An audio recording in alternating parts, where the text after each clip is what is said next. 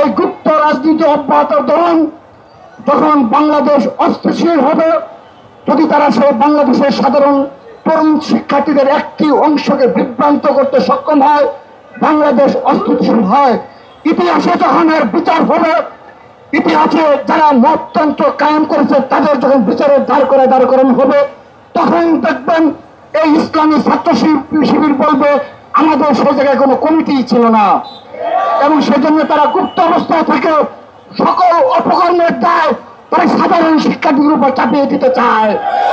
আমি সাধারণ শিক্ষার্থীদের সজাগ দৃষ্টি রাখার, জুলাই আগস্ট গণঅভ্যুত্থান সফল হয়েছে এই সাধারণ শিক্ষার্থীদের অকুতোভয় সংগ্রামের কারণে, সাহসিকতার কারণে। সাধারণ শিক্ষার্থীদের অকুতোভয় সাহসিকতায় বাংলাদেশ স্বাধীন হয়েছে, ছাত্র জনতার অকুতোভয় চিত্তে লড়াই সংগ্রামের কারণে জুলাই আগস্টের গণঅভ্যুত্থান সফল হয়েছে।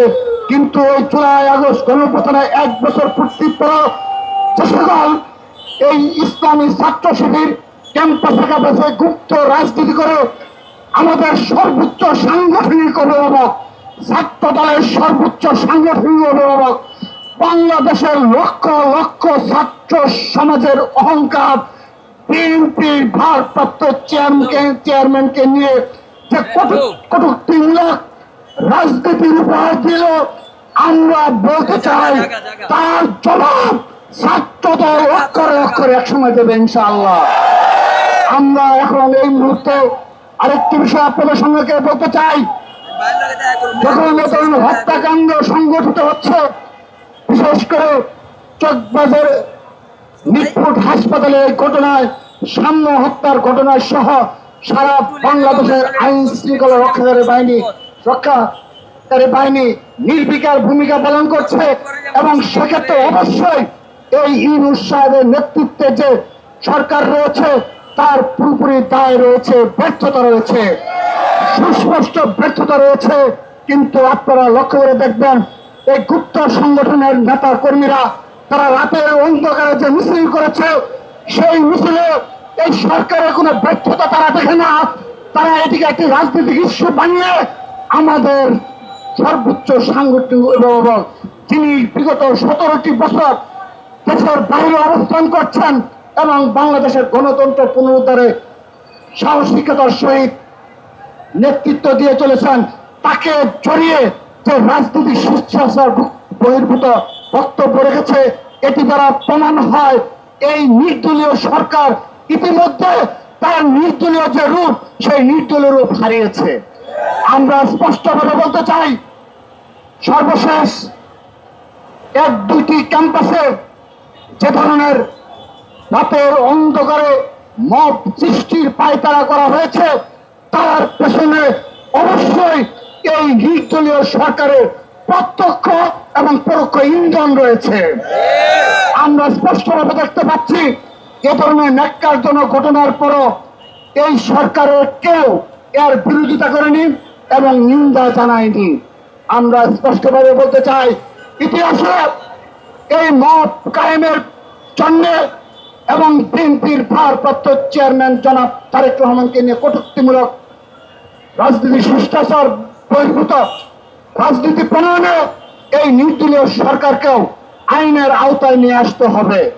এবং আজ হয়তোবা আমরা যে সকল বিচার হচ্ছে, আমরা সেই বিচার পাচ্ছি না।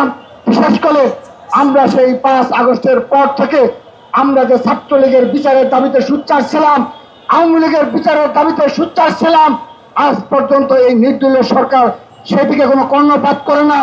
এবং একইভাবে আমি আরেকটি বিষয় বলে আমি আমার বক্তব্য শেষ করব।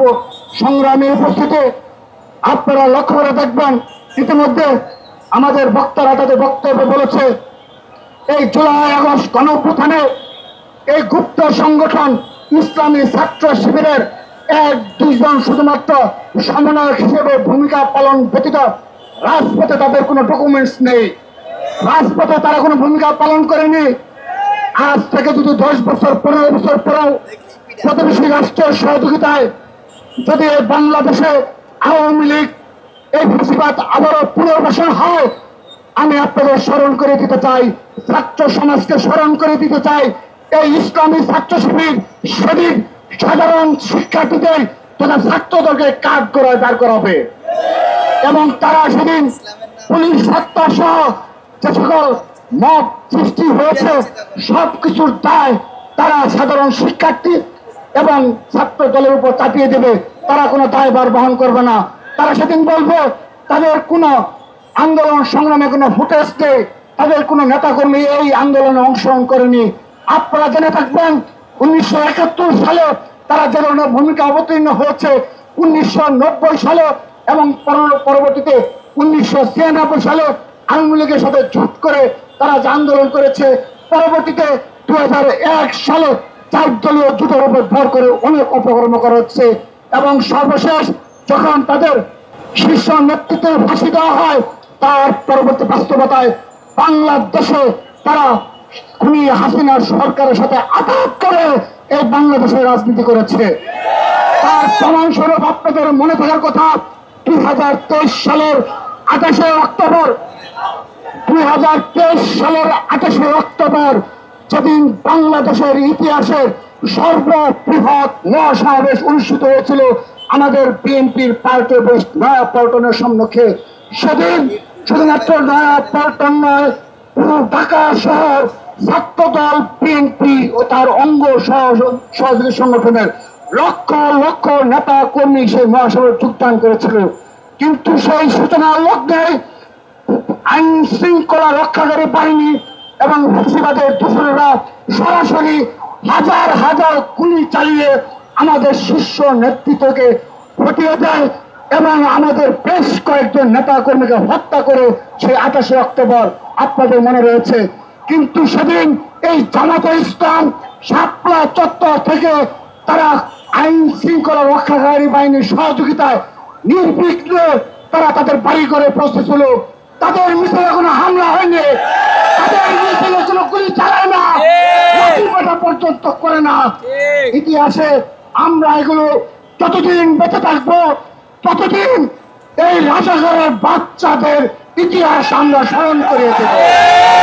তারা এ ধরনের 28 অক্টোবর সহ যুগে যুগে এ রাজনীতি তারা করেছে।